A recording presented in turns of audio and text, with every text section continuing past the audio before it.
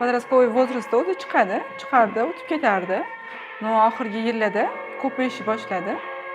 Bez makiyaj ko'chaga chiqolmas edim. O'zim diskomfort his qilardim.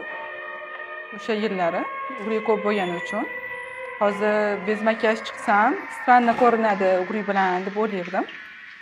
O'shaning uchun ham bez makiyaj yura olmas edim. O'zimni qabul qila olmas edim bez makiyaj. Instagram, Telegramdan ko'rib, TikTokdan ko'rganman. Juda ham ko'p dermatologlar bor.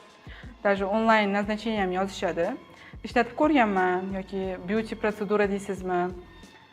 Umyvalkalar, gidrofilniy masla, hammasini ishlatib ko'rganman, sivrtkalar.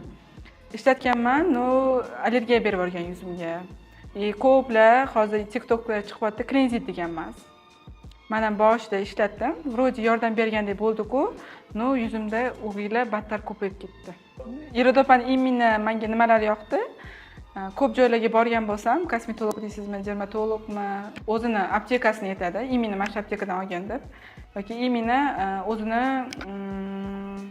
firma chiqadi. Circle deysizmi, boshqa deysizmi? Iridopada unaqa narsa ko'rmadim.